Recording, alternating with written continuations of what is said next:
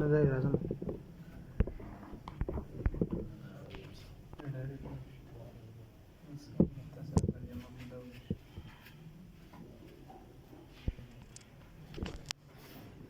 او شګن شو شګن شي شګن شي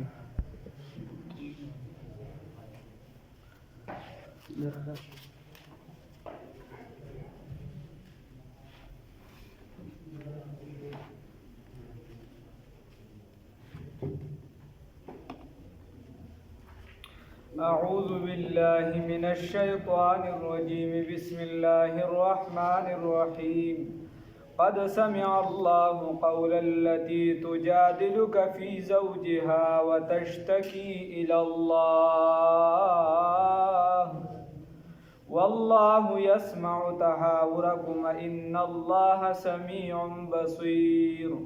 صدقت يا رب العالمين.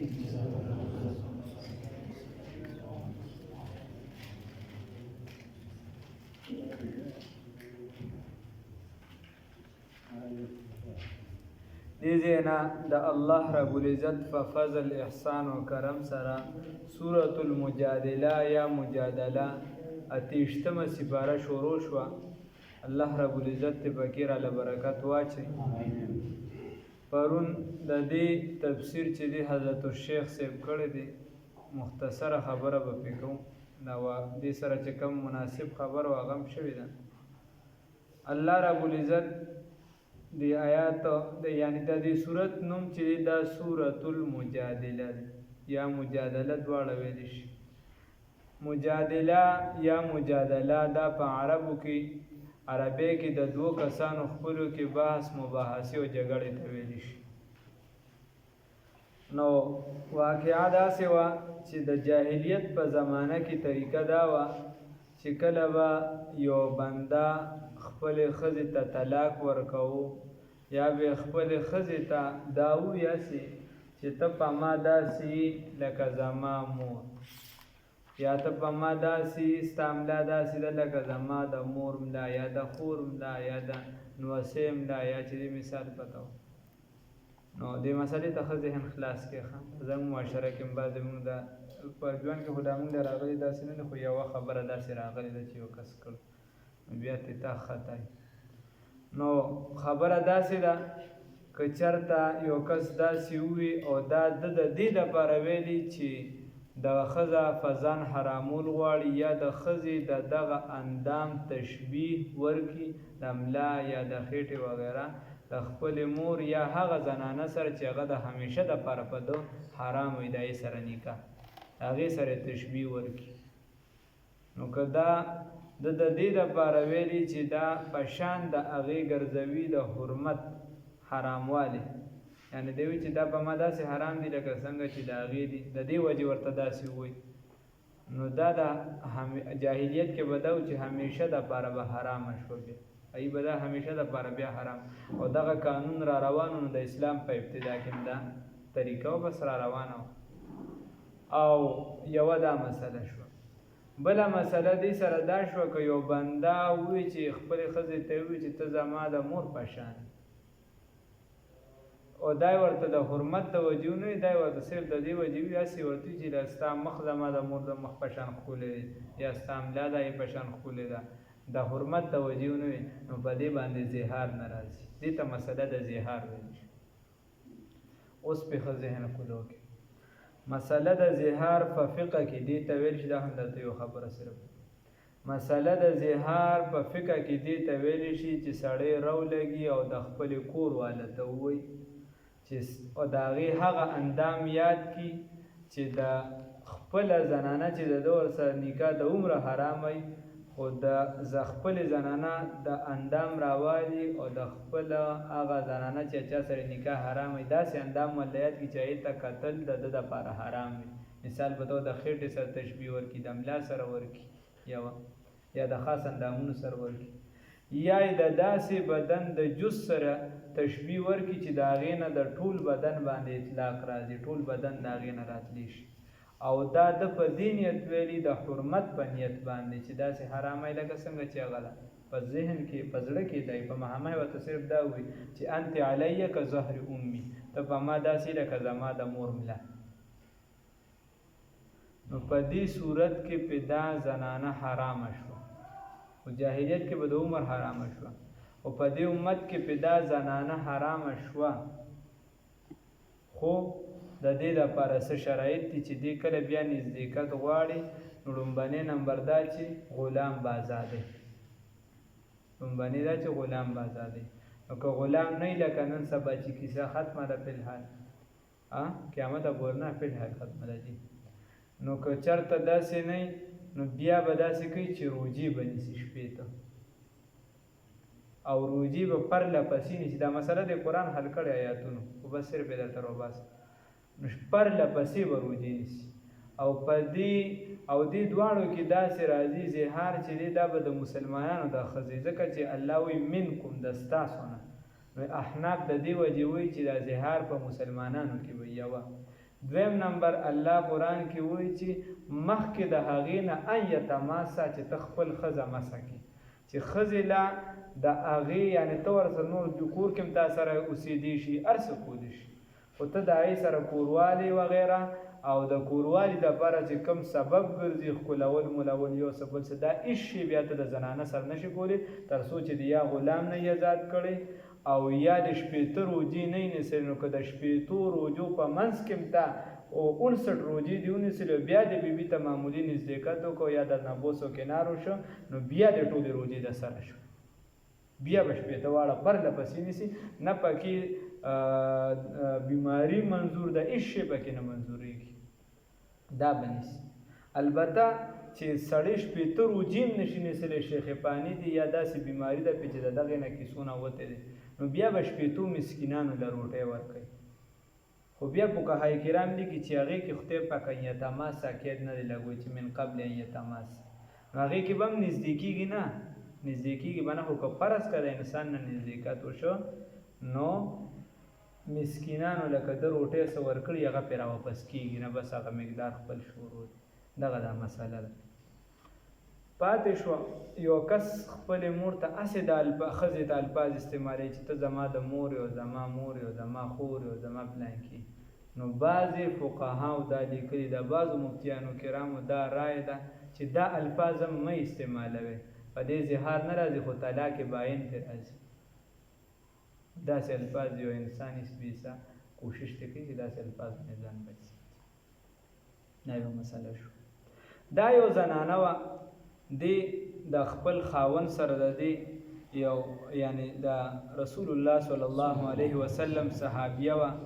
او د دې نوم ثعلبه رضی الله تعالی عنها خوله بنت ثعلبه رضی الله تعالی عنها. عباده بن صامت رضی الله تعالی عنه دا مشهور صحابي دی.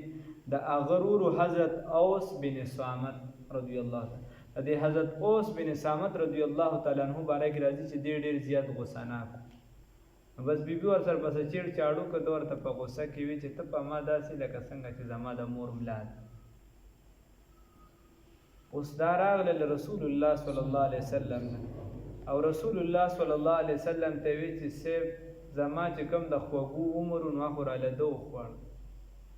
اوس خو به یا بچي دته پرېږدم یا به زه بوځم که دته پرېږدم نو د بچو تربیت مې تباه کېږي او که ځان سره دا بچي پرېږدم ځکه چې عام تصور خو دا را روانو چې بس د عمره حرامه شوه که نه داسې وي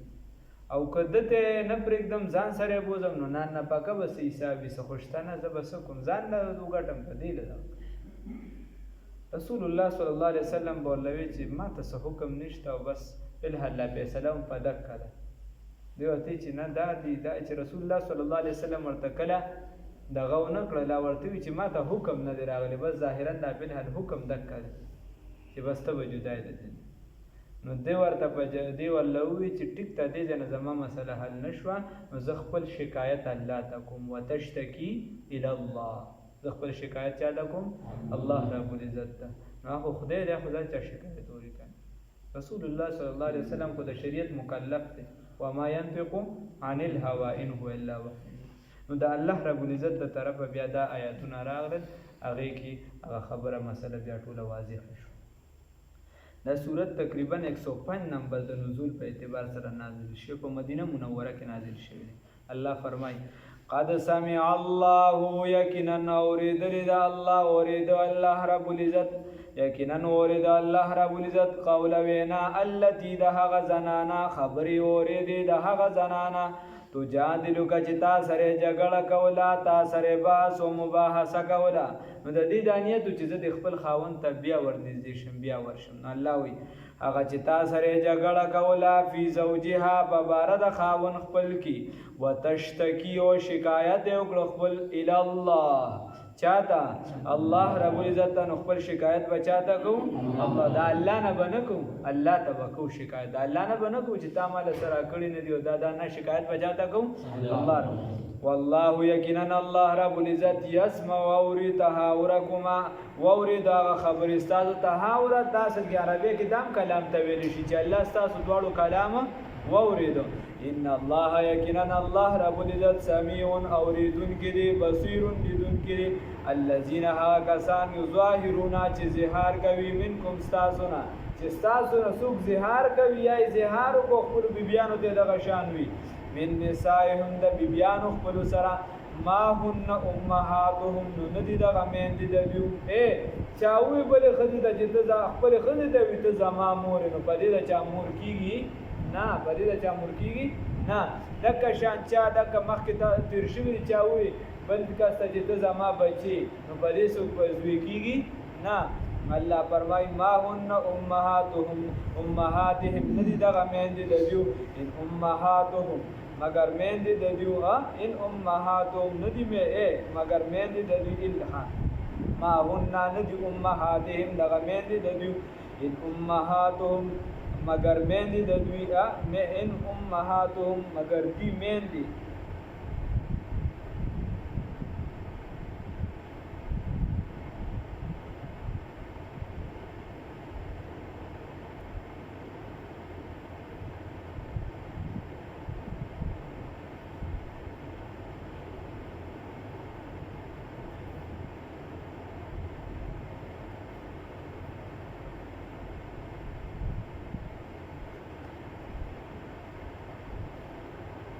الذين هغه بندگان ظاهرون چې زهار کړي منکم ساسنا من نسائهم د خپل بیبیانو سره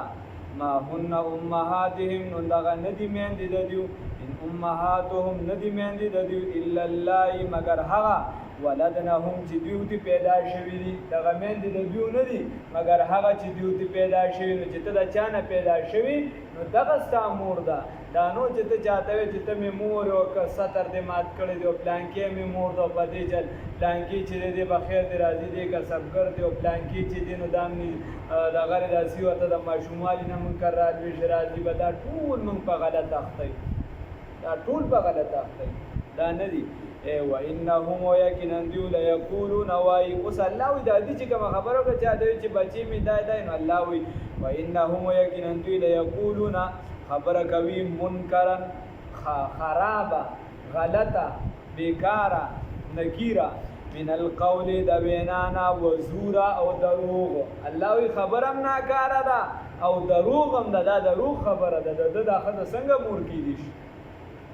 یا الله وی و ان الله یقینا الله رب العزت عفو غفور معافی کون کی او بخنه کون کی دی. الله دې راته معافی کی. الله فرمای والذین وها کسان یظاهرون چې زهار کړی دي من نسائهم د خپل زنانو سره چې خپل زنانه دغه الفاظ استعمال کړی دي ثم يعودون زهار په لغت کې لا تویل شیشه ده ثم يعودون بیا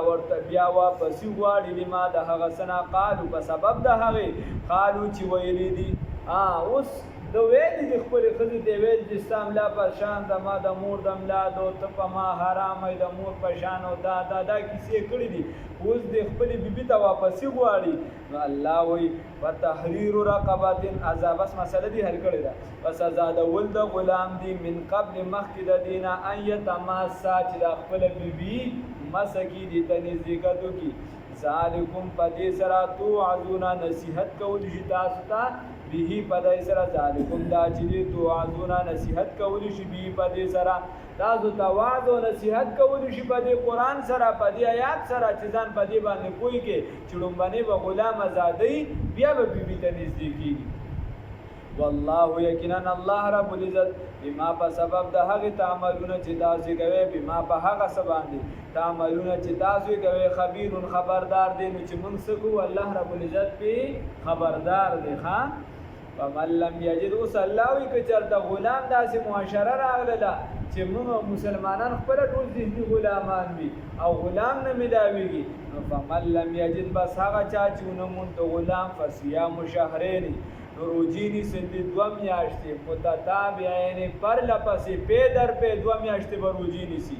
من قبل مخکې د دینه ایتماسا چې مسکی د خپل بیبي لاره فمن لم یستطيع بس هغه چا چې ونمونتله هغه چا چې طاقت نه لرو د دې شپې روزو فاطعام نو بیا به طعام ورکوي 60 مسکینا شپې مسکینانو ته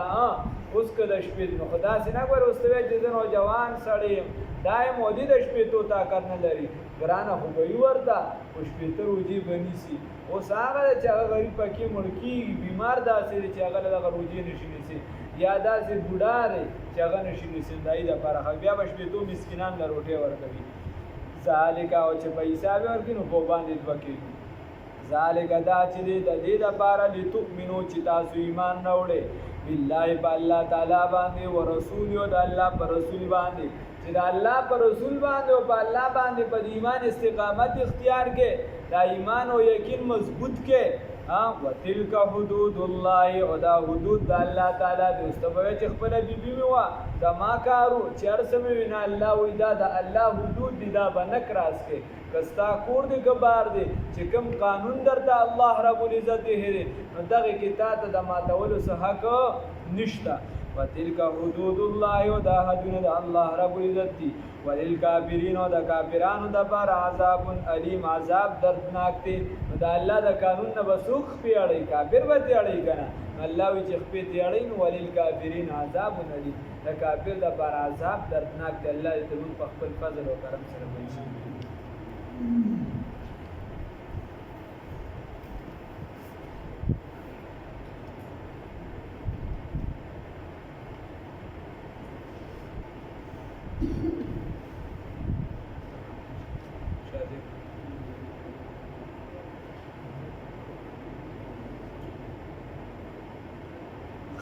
پرون موږ مسله ویلې و د استنجا بل رس